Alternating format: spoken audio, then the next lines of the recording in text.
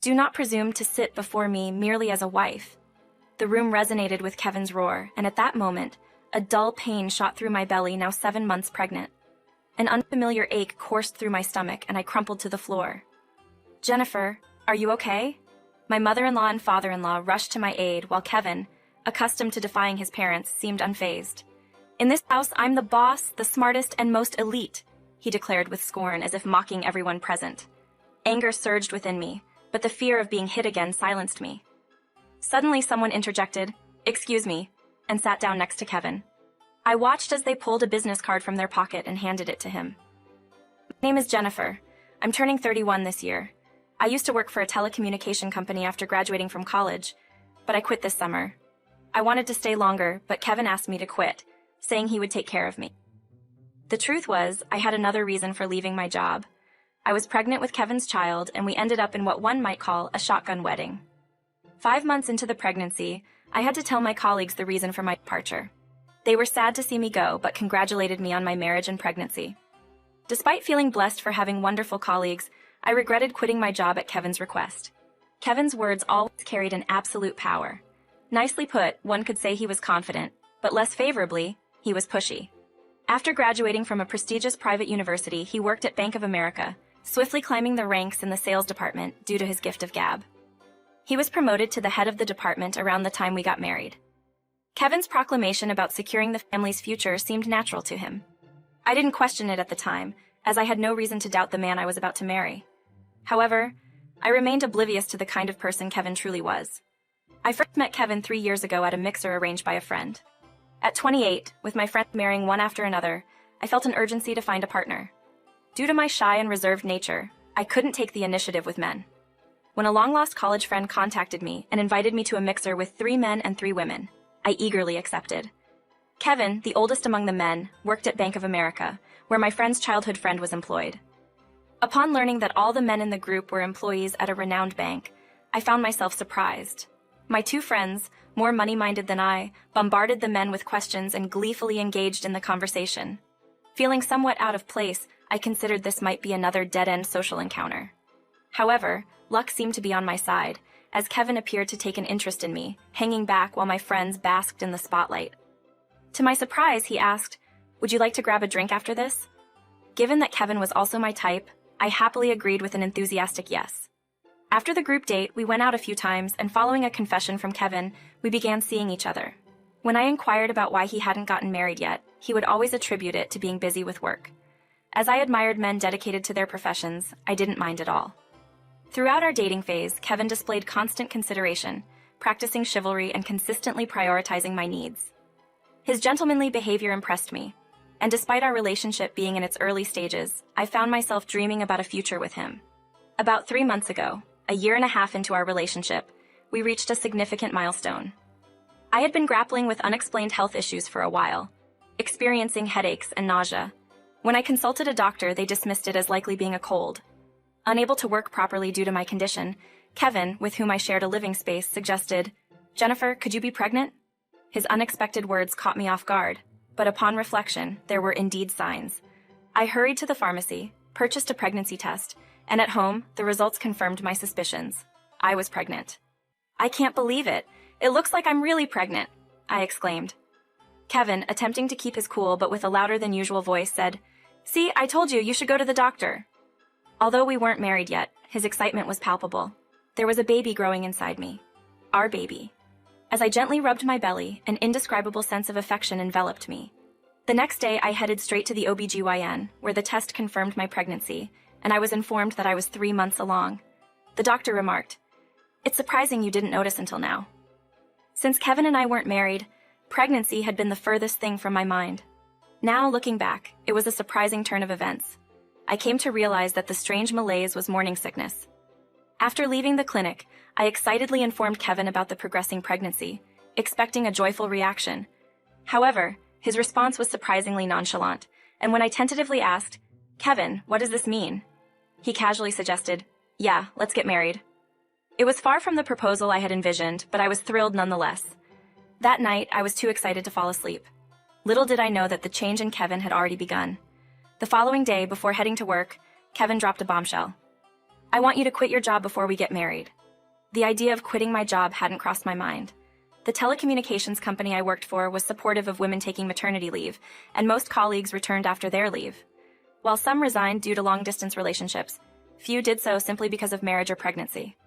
Expressing my desire to continue working, Kevin sighed exasperatedly. I'm going to be promoted to sales manager next month, so my salary will be much better. Lucky you. I'm so capable now. Our family will be set. In comparison, my salary was indeed meager. Despite my hesitation, I convinced myself that even if I quit, the three of us could live comfortably. Eventually, I submitted my resignation, and a month later, I left the company. My colleagues were sad to see me go, but understanding the circumstances, they remarked, "You can't go against the man you're going to marry." I believed that from then on, Kevin and I would embark on our happy days together, anticipating the arrival of our child. However, I was naive. Around this time, I started noticing changes in Kevin's behavior. He'd ask, "Hey Jennifer, where's my dress shirt?" And when I explained I planned to wash it that day, he retorted, "You haven't washed it yet? For a stay-at-home wife, you sure work slow." Feeling unwell due to the early stages of pregnancy, I struggled to keep up with household tasks. Kevin started making remarks like, "You're so useless. That's why you could quit your job so easily. If it were me, they'd have begged me to stay." Despite being the one who wanted me to quit, Kevin belittled my capabilities. Infuriated by his condescending comments, I found them unbearable. However, with my health deteriorating and lacking the energy to confront Kevin, all I could do was hang my head in those moments. Observing my lack of resistance, Kevin seemed to think he could treat me as a punching bag, venting his work frustrations on me. It was disheartening to witness the person I loved becoming so dismissive and critical. I endured it because he was the sole support for me and the child. Months passed in this restrictive manner until I finally overcame the extended period of morning sickness, entering the stable phase of my 7 months of pregnancy. Kevin and I decided it was time to arrange a meeting to formally introduce our families for the upcoming wedding. We hadn't greeted each other's parents or held a family meet and greet formally, considering my pregnancy made multiple gatherings challenging. So we thought, why not bring both families together all at once? Surprisingly, Kevin readily agreed and promptly contacted his family. I reached out to mine, and after coordinating, we found a suitable date for everyone. The wedding introduction and family meet and greet were set for 2 weeks later on a Sunday. As the day approached, I prepared mentally and physically, but Kevin continued to order me around, insinuating that I was using pregnancy as an excuse to avoid housework. My frustration grew as I wondered why I had to be spoken to in such a manner. On the Sunday of the event, we headed to Kevin's parents' home, where it would take place due to the numerous attendees. His parents welcomed me warmly, expressing their anticipation to meet me.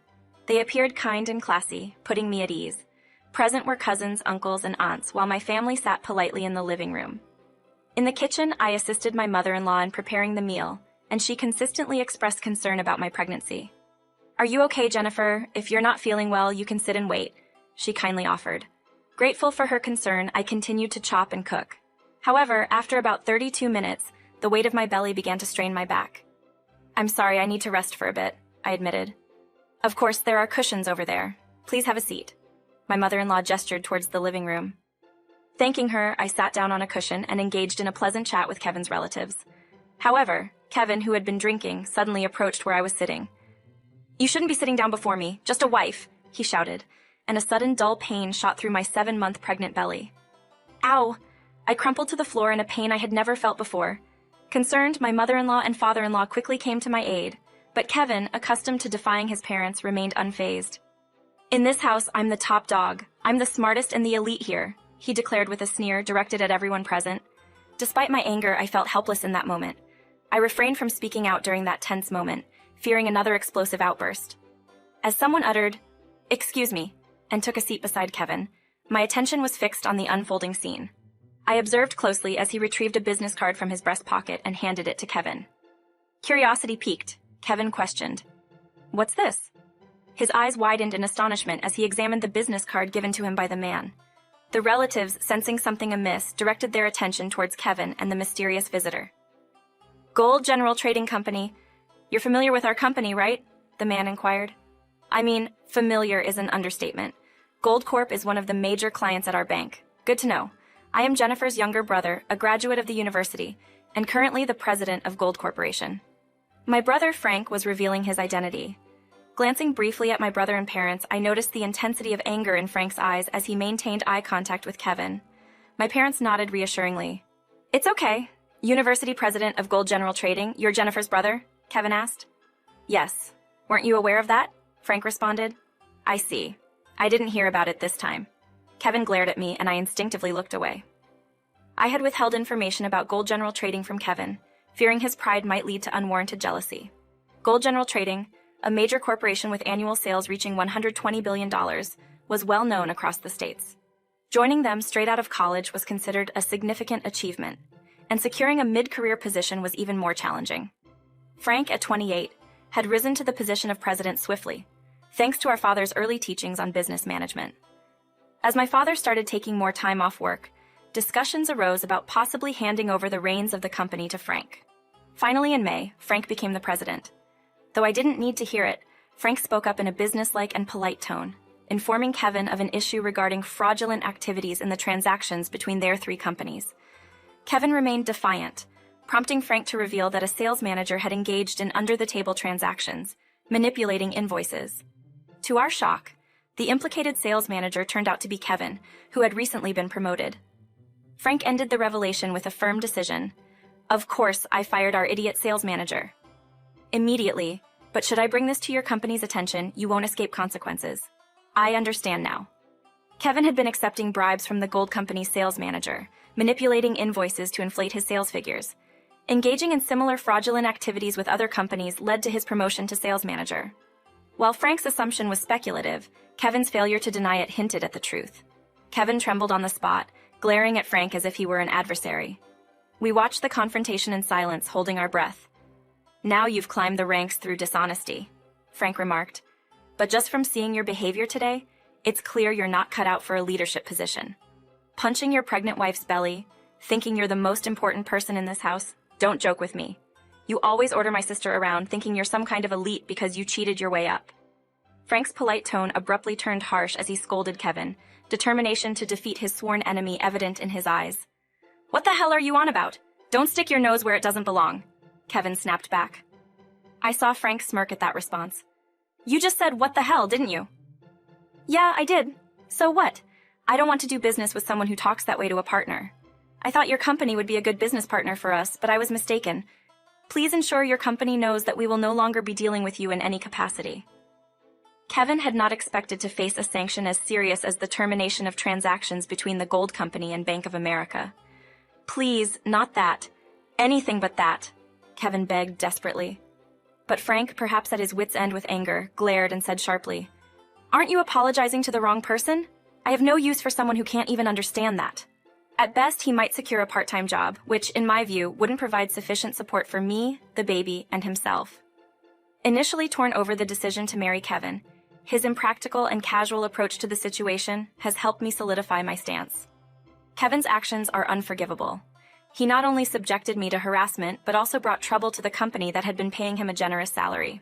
His debt extends beyond financial, and with a heavy sigh, I assertively conveyed my decision. I made it clear that he couldn't live with us and should never show his face to me again. As I spoke, I witnessed tears of frustration welling up in Kevin's eyes. Despite his repeated muttering in a daze, my stern glare made it apparent that nothing he said could alter the outcome. With slumped shoulders, he eventually walked away. A sense of relief washed over me as I watched him depart. While it may seem slightly unfair to the child, I believe it's better not to have such a father figure. I am determined to ensure our child's happiness. Once the baby is older, I plan to return to work, and a former colleague has already reached out with a potential opportunity. Until then, I will take each day